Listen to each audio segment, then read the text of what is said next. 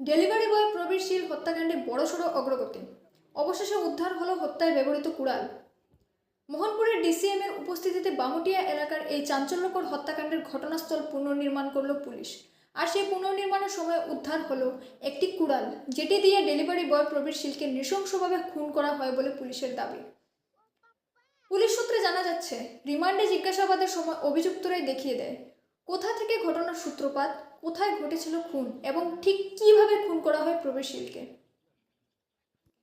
পুলিশের তদন্তে উঠে এসেছে একটি হত্যাকাণ্ডের মাস্টারমাইন্ড শেখর তাঁতি।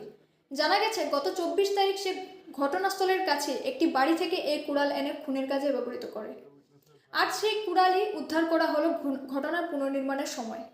এই পুনর্নির্মাণের সময় ঘটনাস্থলে উপস্থিত ছিলেন deputy collector and magistrate Mohanpur Amitabh Acharya, DSPO Mohanpur Sabyasachi Debnath, Lifunga থানার ওসি সহদেব দাস, বামুটিয়া ফাঁড়ি ওসি এন্থনি জমাতিয়া, মামলার তদন্তকারী অফিসার নিপেন্দ্র জমাতিয়া এবং অভিযুক্ত শেখর তাঁতি সহ তন্ময় উরাং ও বিকাশ তাঁতি।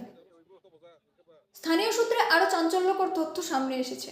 জানা যাচ্ছে, এই হত্যাকাণ্ডের মূল অভিযুক্ত শেখর তাঁতি এর আগেও এয়ারপোর্ট থানায় একটি হত্যা মামলায় জড়িত ছিল। এই ঘটনায় আর কারা কারা যুক্ত রয়েছে তা এখনই প্রকাশ করা হচ্ছে না। পুলিশ জানিয়েছে, তদন্তের স্বার্থে আপাতত এই তথ্য গোপন রাখা হয়েছে।